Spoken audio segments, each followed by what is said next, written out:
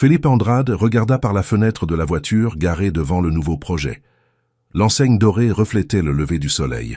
Café Magnolia. Le nom sonnait élégant, mais l'endroit cachait plus que le charme promis par les vitrines. Felipe, millionnaire discret et obsédé par les détails, avait appris que les apparences révélaient rarement la vérité sur un business. Avant de réformer ou d'investir, il aimait sentir le pouls du lieu, discuter avec ceux qui soutenaient vraiment l'ambiance. C'était ainsi qu'il découvrait ce que les chiffres ne montraient pas. Ce matin-là, il portait un jean sombre, une chemise simple et les mêmes lunettes à monture fine qui le rendaient presque méconnaissable. Le plan était clair. Entrer comme client, observer, écouter et ne agir qu'ensuite. Il poussa la porte en bois et la clochette tinta doucement. L'arôme du café fraîchement moulu l'enveloppa immédiatement. Derrière le comptoir, une jeune femme rangeait des tasses avec des mouvements délicats, presque automatiques. Le badge sur son tablier bordeaux indiquait « Bianca Cardoso ». Elle leva les yeux et sourit poliment, un geste répété qui cachait une fatigue sous-jacente. « Bonjour, monsieur. Vous voulez une table ?»« S'il vous plaît », répondit Felipe. « Un café pur, sans sucre. » Elle hocha la tête et disparut un instant. Le café était presque vide et Felipe en profita pour observer l'environnement. Il y avait un mélange de charme ancien et de négligence. Les murs en ton terracotta autrefois accueillants étaient tachés. Le sol en bois avait besoin de réparation. Le gérant, un homme corpulent au visage sévère, observait les employés comme un geôlier. Quand Bianca revint avec la tasse, une voix rude résonna du comptoir. « Bianca, la table 4 attend. » Elle répondit d'un signe rapide, mais le ton autoritaire de Marcos, le gérant, n'échappa pas à Felipe. Il garda les yeux sur elle tandis qu'elle posait le café sur la table. « Vous avez dit quelque chose il y a un instant ?» demanda-t-il. « J'ai cru entendre un murmure. » Bianca hésita. « Ah, rien, monsieur. Une chose à moi. » Felipe sourit légèrement. « Je suis bon pour entendre les choses qui passent inaperçues. » Elle le regarda un instant, évaluant si elle pouvait être sincère. Puis elle murmura, presque inaudible, « Encore un jour en enfer. » Felipe s'inclina légèrement, sans cacher son intérêt. « Le travail est si mauvais que ça ?» Bianca soupira, serrant le bloc-notes contre sa poitrine. « Le travail en soi, non. Les gens... Parfois, oui. » Avant qu'elle puisse continuer, Marcos appela son nom une fois de plus. Bianca demanda la permission et s'éloigna rapidement. Felipe resta silencieux, observant chaque interaction entre employés et clients. La tension était visible, regard baissé, pas pressé, peur déguisée en efficacité.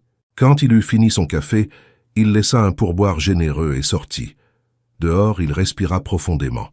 Il savait ce qu'il avait à faire. Il prit son téléphone et appela son assistant. « Carlos, programme une réunion avec les gérants du Café Magnolia demain à 10 heures.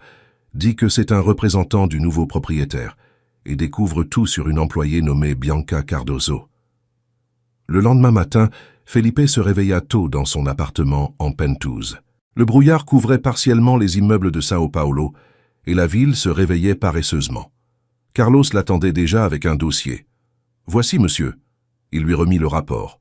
Bianca Cardoso, 28 ans, diplômée en gastronomie, vit à Brooklyn avec une colocataire. Aucun antécédent négatif. Felipe feuilleta les papiers, intrigué. Gastronomie? Et elle travaille comme serveuse? Le marché est compétitif. Elle vient de l'intérieur, de Ribeirão Preto. Elle a travaillé au restaurant Gardenia avant sa fermeture. Felipe hocha la tête. Intéressant. Et sur le café? 3 procès du travail ces dernières années, tous clos par des accords confidentiels. Felipe ferma le dossier avec force. Ça change aujourd'hui. Quelques heures plus tard, au Magnolia, l'équipe de gérants l'attendait dans une petite salle exiguë. Felipe se présenta comme représentant de la nouvelle administration. Marcos était parmi eux, visiblement mal à l'aise.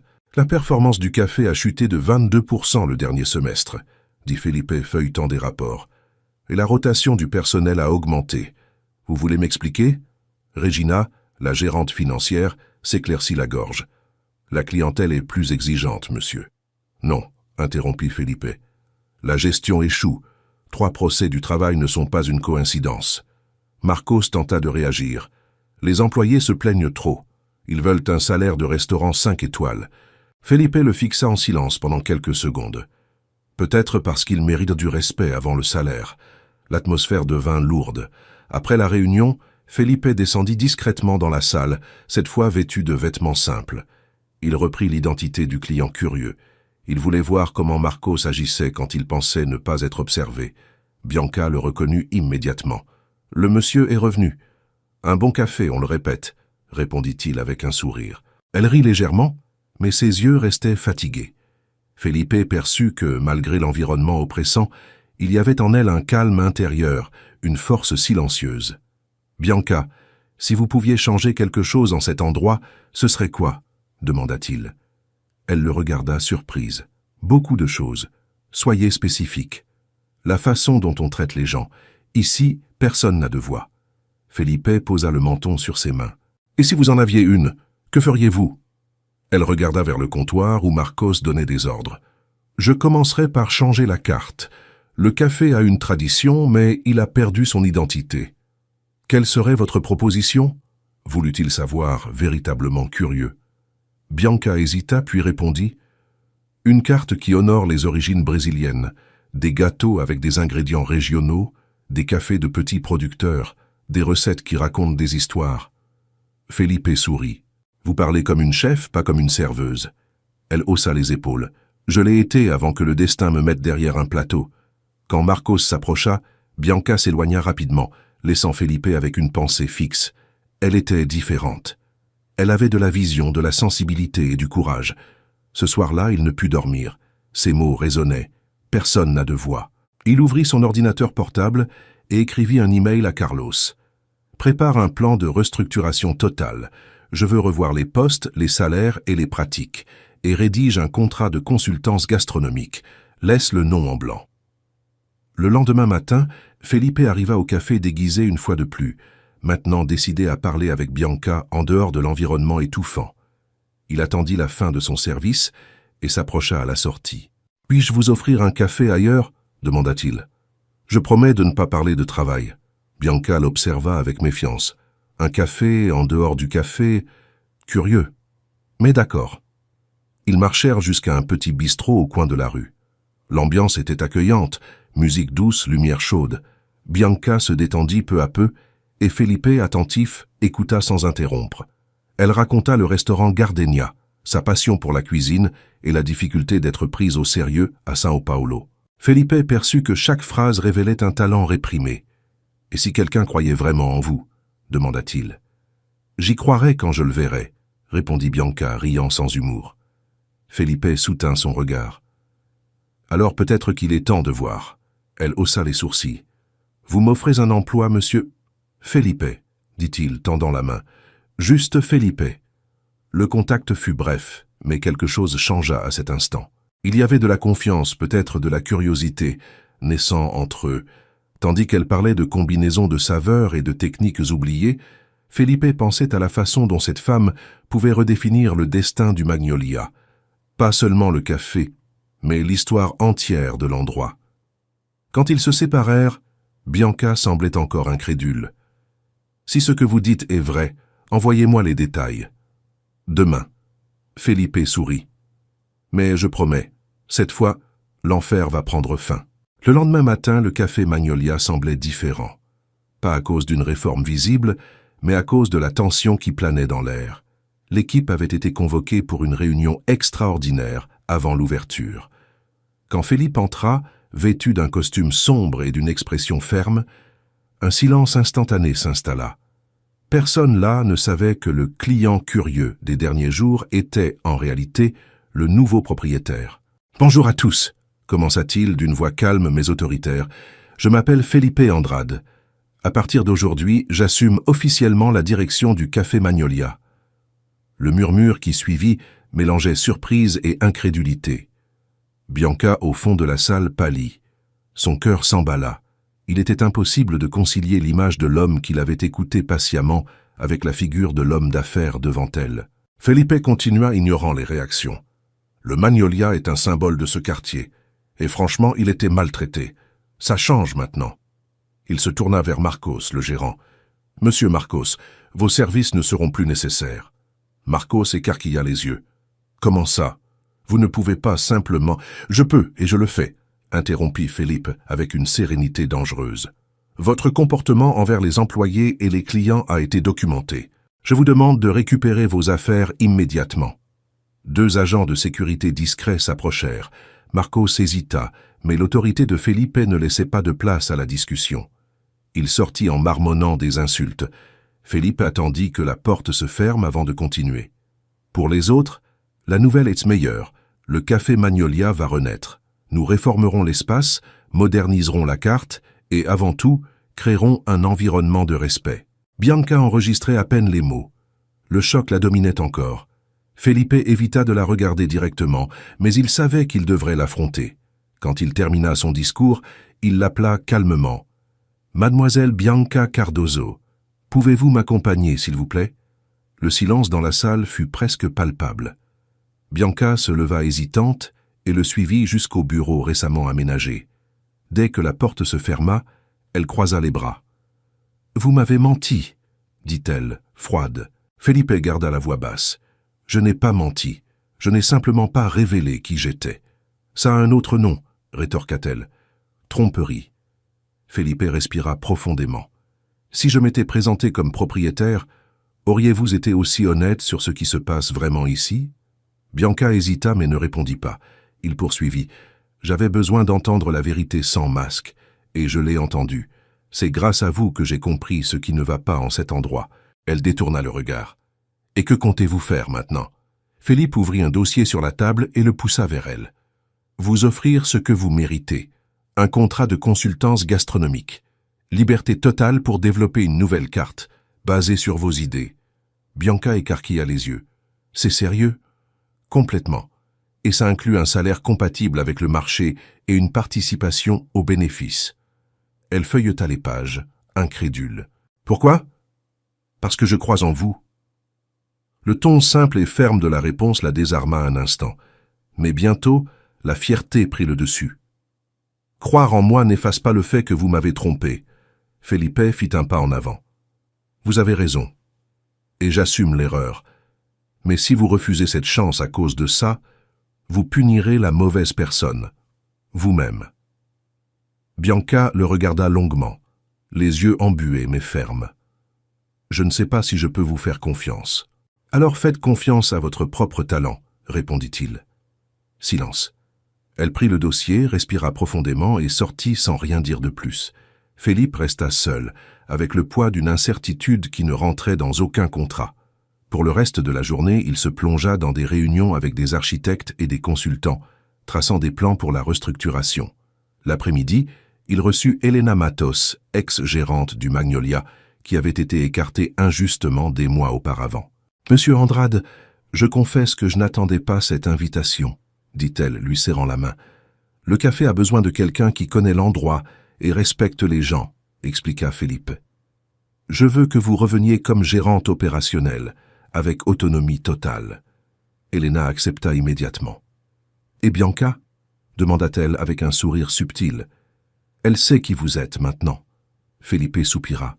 « Elle sait, et elle n'est pas exactement heureuse. Elle valorise la sincérité. Donnez-lui du temps, » conseilla Elena.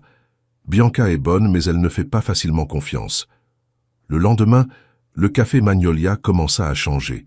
Les murs furent poncés, les tables réorganisées, les uniformes redessinés. Et Bianca, encore indécise, observait tout de loin.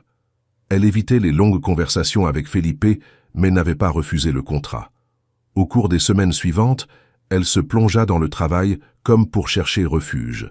Elle testait des recettes, recherchait des ingrédients, coordonnait l'équipe avec précision. Peu à peu, la méfiance céda la place à un respect silencieux.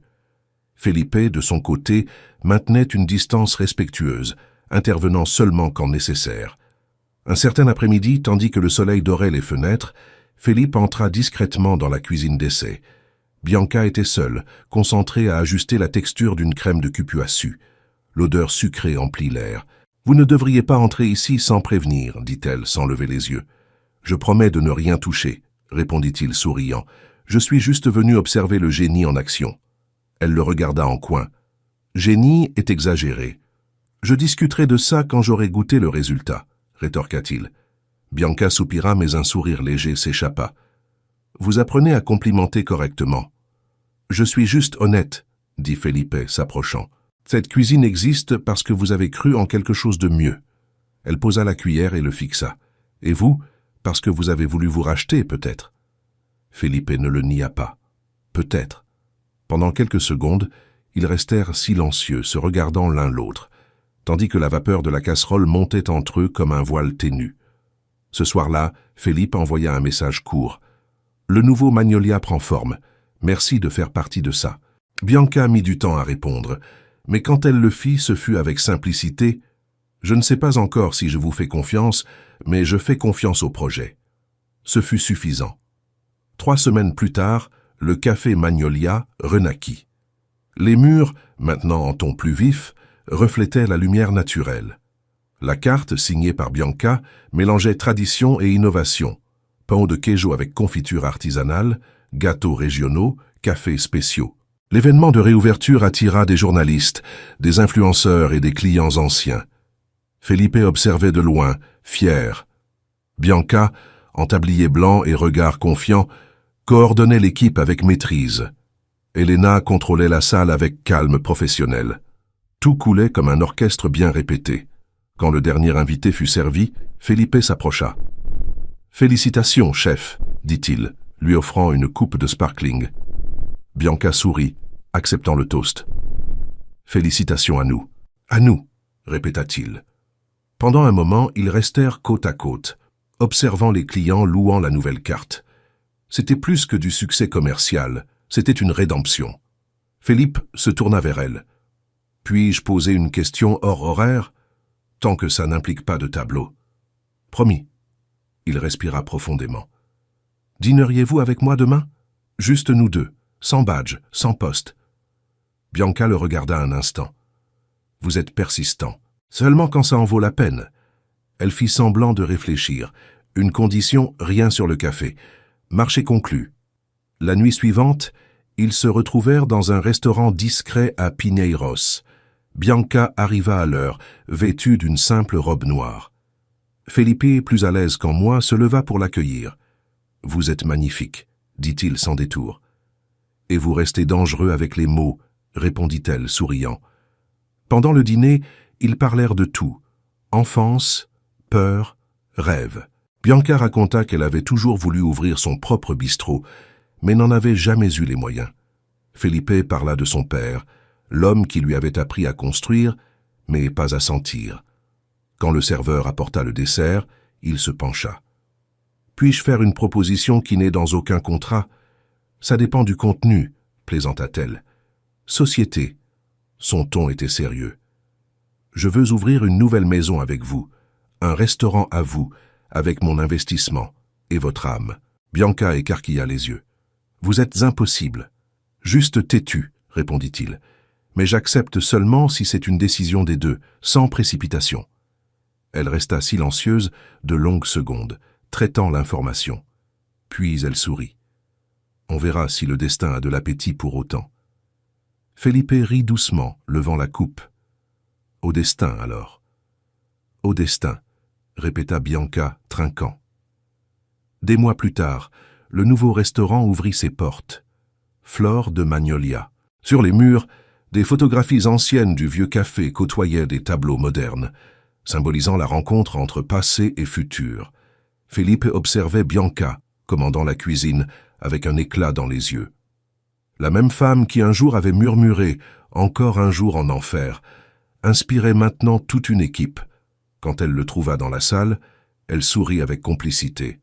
« Vous souvenez-vous du premier café ?»« Comment oublier ?» répondit-il. « C'est là que tout a commencé. » Et entre rires et promesses silencieuses, le Magnolia fleurit à nouveau.